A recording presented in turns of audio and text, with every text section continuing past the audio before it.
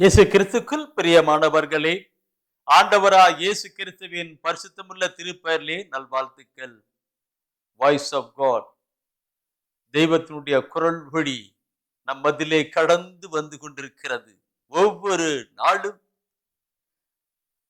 அவர் நம்மோடு கூட பேசிக்கொண்டே இருக்கிறார்.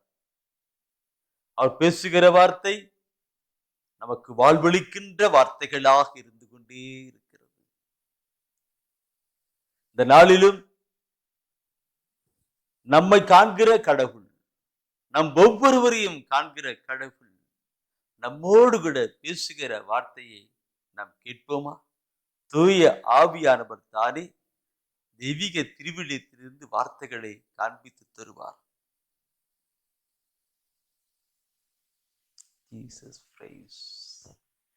விடுதலை பயணம் 23ஆம் அதிகாரத்திலே 22வது வசனத்தை காண்பிக்கிறார்.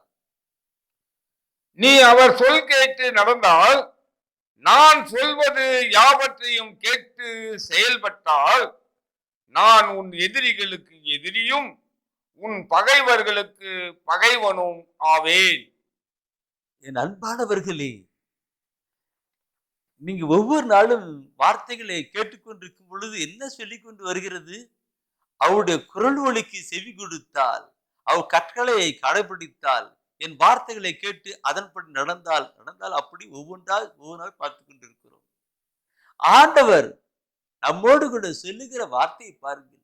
என் கட்டளைகளை, என் வார்த்தைகளை நீ கவனமாய் செவி கொடுத்து நடந்தா ஆசீர்வாதம் ஆசீர்வாதம் சொல்லிக் கொண்டு வருகிற பொழுது இங்கே அவர் சொல்லுகிறார், நான் சொல்வது யாவற்றையும் கேட்டு செயல்பட்டால், யாவற்றையும் கேட்டு செயல்பட்டால் நான் உன் எதிரிகளுக்கு எதிரியும் உன் எதிரிகளுக்கு அவர் எதிரியும் உன் பகைவர்களுக்கு பகைவனுமாக ஆவையேன்னு சொல்லுகிறார். என் அன்பானவர்களே, இந்த உலக வாழ்க்கையிலே நமக்கு நிறைய எதிரிகள், பகைவர்கள் இருக்கலாம். அதனால் பயப்பட போகலாம். நாம் பயப்பட தேவையே இல்லை. அவருடைய குரலொலிக்கு நாம் செவி கொடுத்து அதன்படி நடந்தால் போதும். நம்மோடு கூட இருக்கிறவர், நமக்காக இருக்கிறவர், அவர் பெரியவர், வல்லவர், அற்புதர், அதிசயமானவர். அவர் எல்லாவற்றையும் அவர் பார்த்துக்கிடுவார். இந்த கருத்துக்கள் நமக்கு ஐவனுக்கும். ஒருவேளை இந்த நாளிலே நீங்கள் எதிரிகளால் நீங்கள் பாதிக்கப்பட்டிருக்கலாம். எதிரிகளை பார்த்து பயந்து கொண்டிருக்கலாம். அந்த எதிரிகள் பெரிய பணக்காரனாக, வலுவுள்ளவனாக, அதிகாரியாக இருக்கலாம். அதை பார்த்து ஐயோ நான் என்ன செய்யறது என்று நீ பரிதவித்துக் கொண்டிருக்கலாம். எனவே தான் ஆண்டவர் இந்த நாளிலே கூறுகிறார், நான் சொல்வதை யாவற்றையும் கேட்டு செயல்பட்டு நடந்தால், நான் சொல்வதாக கடைபிடித்தால், நான் உன் எதிரிக்கு எதிரியாக இருப்பேன், உன் பகைவனுக்கு பகைவனாக இருப்பேன் சொல்லுகிறார். கேட்கின்ற வார்த்தைகள் எத்தனை அருமையான ஒரு வார்த்தை பாருங்கள். யார் சொல்லுவது? சர்வ வல்லமுள்ள கடவுள் அவருடைய பிள்ளைகளாய் இருக்கிற நமக்கு சொல்லுகிறார். தகப்பனாலே சொல்லுகின்றார்.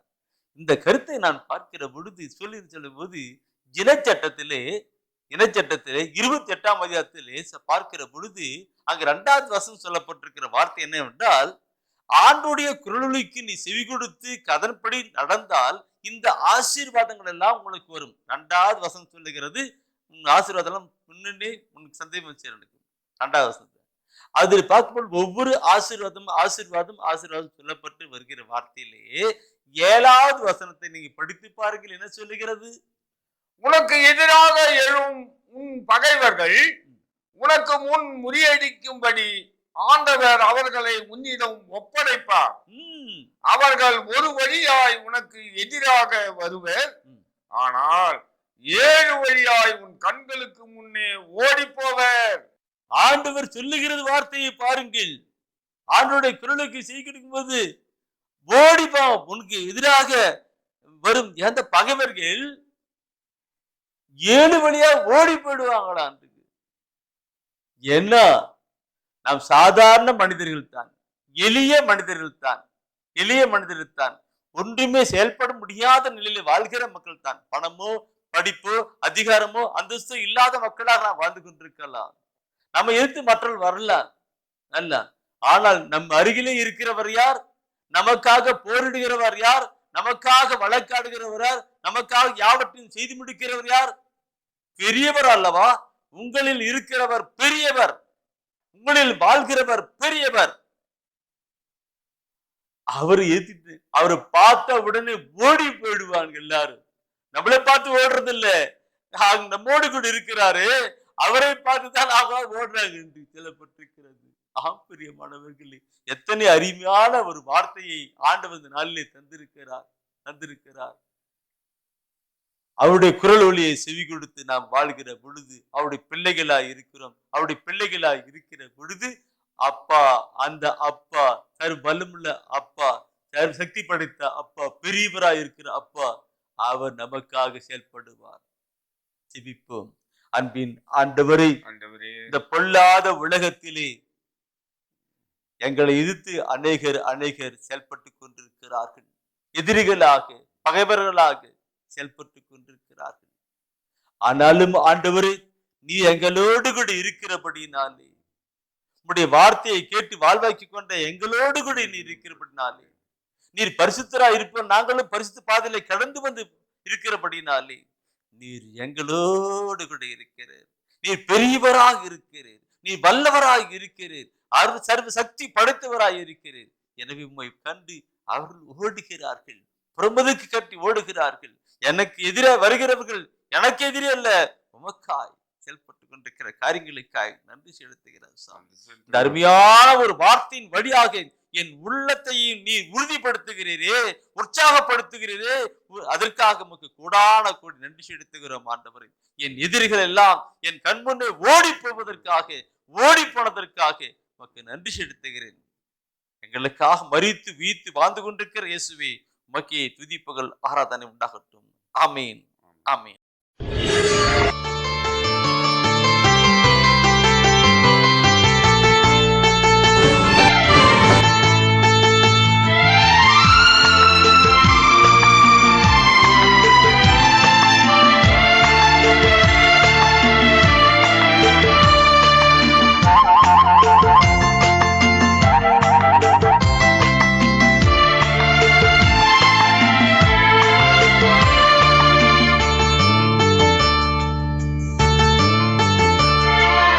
இறைவார்த்தை கேட்டு இதயத்தில் ஏற்று, எந்நாளும் வாழ்ந்து என்றும் பறைசாற்று.